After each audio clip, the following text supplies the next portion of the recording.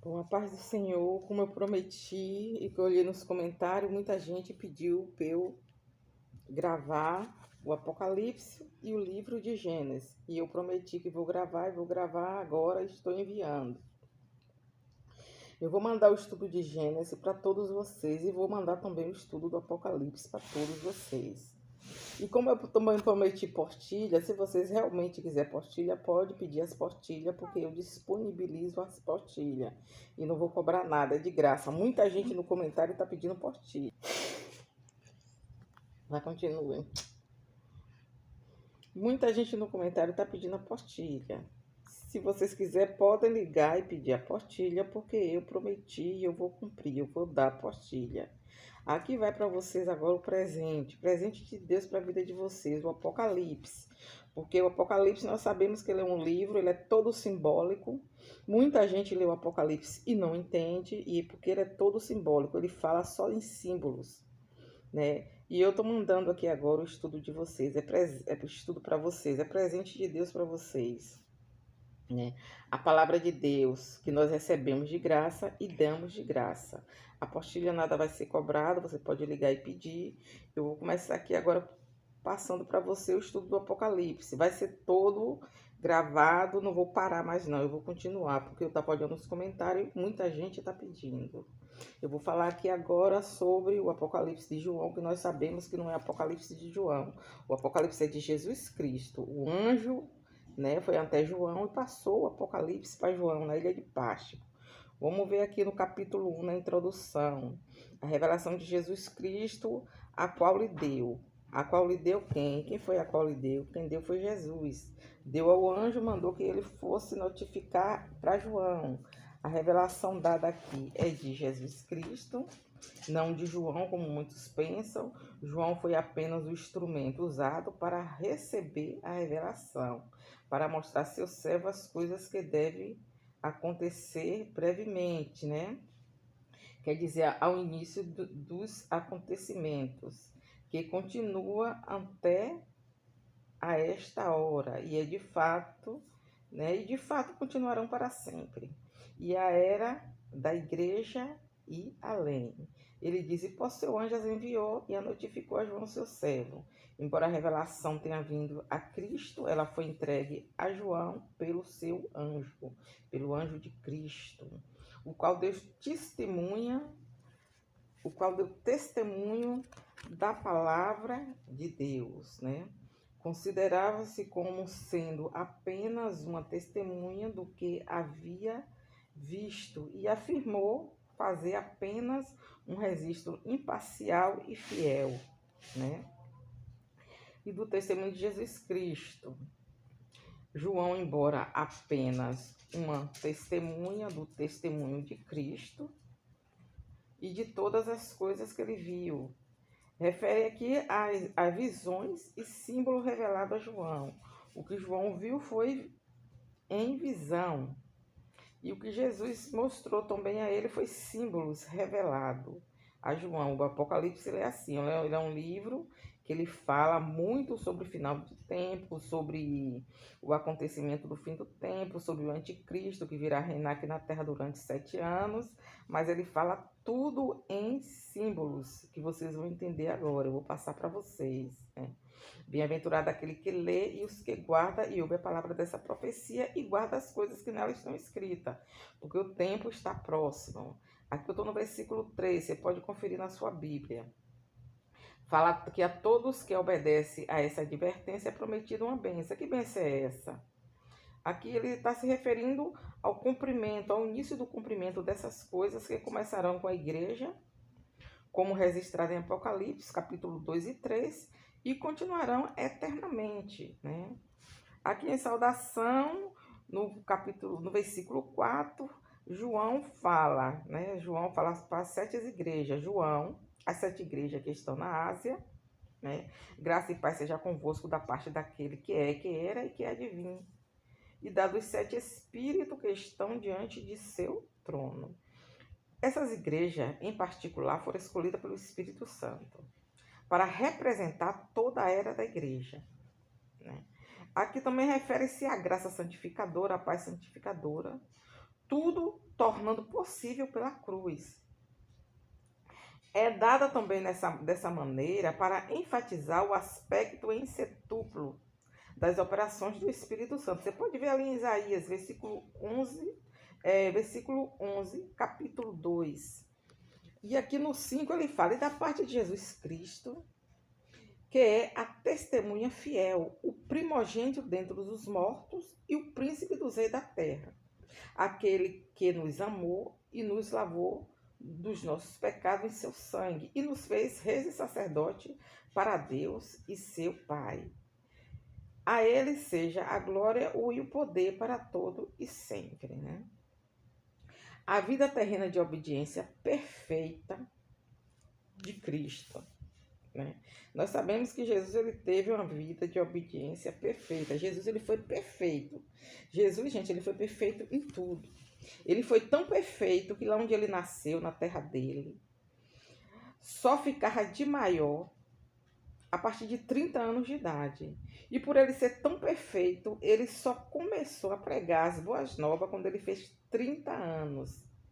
Tanto que o ministério de Jesus, ele só foi até 3 anos. Aí muitos perguntam, por que só 3 anos? Por que só 3 anos? Jesus só pregou as boas novas 3 anos. Porque Jesus ficou 33 anos aqui na terra e só aos 30 anos ele começou a pregar. Ele começou a pregar só aos 30 anos porque ele foi perfeito. Se ele começasse antes de 30, ele ia criar problema para Maria, para José, para os familiares dele, por ele ser de menor, ele não podia pregar.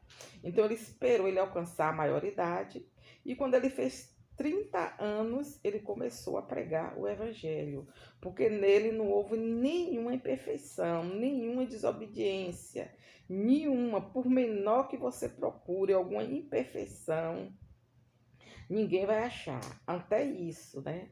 Nós sabemos que ele era Deus, ele era o proprietário de tudo aqui embaixo, ele veio para o que era, seu, né? O que era seu, para tudo que ele criou, que ele fez todas as coisas. Mesmo assim, ele não desobedeceu em nada. Ele ficou aqui embaixo em perfeita obediência, né? Às vezes, muita gente tem curiosidade em saber por que Jesus só começou a pregar o evangelho aos 30 anos de idade. E por que só ficou com os discípulos 3 anos? Por que só cumpriu esse ministério só 3 anos? Foi por isso, porque ele era obediente e perfeito em tudo. Aqui fala também que Jesus ele é o primogênito dos mortos. Aqui se refere à sua ressurreição, que ele foi o primeiro a ressuscitar. Pode ver ali, né? Ele é a primícias. Romanos 8, versículo 23. E ele também é o príncipe do rei da terra, né? Aqui ele se refere ao seu governo do mundo, que é um tema-chave do livro do Apocalipse. Nós sabemos que esse governo aqui vai ser de Jesus Cristo. Só quem vai governar aqui embaixo é Jesus. Porque nós sabemos que o adversário, ele também ainda governa. Ele está governando aqui embaixo por um pouco de tempo. Ele também tem a participação do governo dele. Apesar que nós sabemos que Jesus, ele está no controle de tudo. Ai de nós se Jesus não estivesse no controle de tudo, né? Agora vai chegar o tempo que quem vai tomar posse daqui de baixo, quem vai governar tudo aqui embaixo, durante 7 anos nós sabemos que é o anticristo. Ele vai tomar posse de tudo aqui embaixo, ele vai governar tudo aqui embaixo. Mas isso só vai acontecer quando a igreja subir. A igreja sai da terra e aí ele toma posse, mas vai ser só 7 anos, né? 3 anos e meio, mais 3 anos e meio. Que se fala em grande tribulação. Por enquanto, não. Depois desses 7 anos, que ele vai ser preso, depois morto, aí a terra vai ser governada por Jesus Cristo. O governo vai ser dele, de Jesus, né? Aquele que nos amou e nos lavou dos nossos pecados em seu sangue. Em termos claros, a cruz prova o fato do seu amor. A cruz prova o fato do amor de Jesus. Quando se fala em amor de Jesus, se lembra logo da cruz, né? Fala em amor, Nós lembramos aí da cruz, que foi ali onde ele provou o quanto ele nos amou, tendo morte de cruz. E ele também nos fez reis e sacerdote para Deus e seu Pai, né? Isso tudo só foi tornado pelo que ele fez na cruz. E apenas pelo que ele fez na cruz. A ele a glória e o poder para todo e sempre. Cristo é o Redentor, portanto ele merece a glória, merece o poder, que são seus, que é para todo e sempre. Ele também diz, eis que venho com as nuvens, né? E todo olho verá, até mesmo o que os ultrapassaram. E todas as tribos da terra se lamentarão sobre eles. Sim, amém. Eu sou o Alfa e o Ômega, o princípio e o fim. Diz o Senhor que é, que era e o que há de vir, o Todo-Poderoso, né? A segunda vinda de Cristo é o tema principal desse livro. A palavra nuvem representa o grande número de santos. Esses santos somos nós, aqueles que já estarão lá na glória com Cristo. Ele disse que quando vir, esse povo vai vir. Aqueles que já morreram, eles vão vir junto com Cristo e todo olho verá os santos vindo da sua glória com Cristo. É por isso que Jesus diz assim, eis que vem com as nuvens. As nuvens aqui é os santos. Somos nós que somos santos, né? Todo olho verá refere-se a todos os que estão nas imediações de Jerusalém. E possivelmente até mesmo bilhões de pessoas poderão vê-lo pela mídia, pela televisão. Até mesmo aqueles que ultrapassaram a sua lei, os judeus. Eles então saberão, sem qualquer sombra de dúvida, que Jesus é o Messias e Senhor. E todas as tribos da terra se lamentarão sobre eles. Sim, amém? O lamento ocorrerá por causa do juízo que Cristo enviará sobre o mundo, pelo seu pecado e pela vergonha. Né? Pecado e vergonha. Ele diz, eu sou o Alfa e o Ômega, o princípio e o fim. Diz o Senhor que é, que era e que há de vir, o Todo-Poderoso. O primeiro e o último e o único Deus. Nós sabemos que o único Deus verdadeiro é Jesus, é Deus. Ele é o único Deus. Não adianta ninguém se enganar. O único Deus, é Jesus. A palavra Todo-Poderoso assegura que ele vai ser capaz de cumprir tudo o que ele diz aqui nesse livro, todas as suas promessas. Vai ser cumprida. João também ele teve visões, como eu disse a vocês. O livro de João, ele escreveu, o que ele teve foi visões e Jesus mostrou a ele símbolo. É um livro todo simbólico. Ele diz, eu, João, que também sou vosso irmão e participante na aflição e no reino e paciência de Jesus Cristo, estava na ilha de Pátimo por causa da palavra de Deus e pelo testemunho de Cristo. João era uma participante na tribulação que estava nessa época, vindo para toda a igreja, né? No tempo devido, Cristo estabelecerá o seu reino nessa terra, mas temos que esperar por ele com paciência, né? Porque no tempo devido nós sabemos que o reino aqui vai ser dele, ele vai estabelecer o reino dele aqui, mas a gente tem que ter paciência de esperar. Por enquanto, deixa o povo aí à vontade. Pode deixar que quem vai reinar aqui é Jesus. Ele disse que ele estava na ilha de Pátimo, é uma ilha cerca de 59,5 quilômetros ao sudoeste do milênio do mar Egeu. Ele disse que por causa da palavra de Deus e pelo testemunho de Cristo, ele não estava na prisão por crime cometido, porque não havia cometido nenhum crime, mas sim por defender o nosso Senhor. Ele diz, eu fui arrebatado em espírito no dia do Senhor, e ouvi detrás de mim uma grande voz como de trombeta. Ele vivenciou um novo tipo de experiência com relação ao controle do espírito sobre ele. A voz que João ouviu é ouvida até hoje por todo mundo e de fato sempre será ouvida. É a voz do nosso Senhor. Ele diz que a voz dizia: Eu sou o Alfa e o Ômega, o primeiro e o último.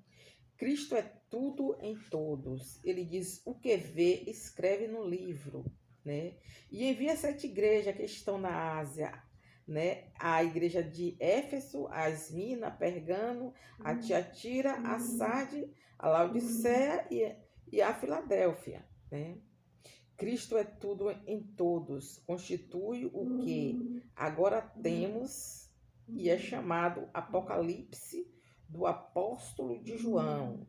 Mas eu já expliquei que o Apocalipse foi enviado a João pelo anjo de Jesus, né? E ele diz: envia-o às 7 igrejas que estão na Ásia, né? As 7 igrejas aqui eu já falei. Essa frase apresenta a igreja que foram escolhidas pessoalmente por Cristo, né? Essas igrejas, elas foram escolhidas por Jesus Cristo, né? A Bíblia fala até que elas foram escolhidas pessoalmente. Ele diz: e virei em mim para ver quem falava comigo. E virando-me, vi 7 castigares de ouro. Apresenta o simbolismo para as 7 igrejas. E no meio dos 7 castigais, um semelhante ao Filho do Homem. Esse semelhante ao Filho do Homem é Jesus. Jesus é a cabeça da igreja e é a peça central de sua atividade, né? Ele diz que Jesus estava vestido de uma roupa que chegava até os pés. Indica aqui a sua posição como um sacerdote e rei. Jesus é sacerdote e rei. Ele diz também que estava cingido pelo peito com um cinto de ouro.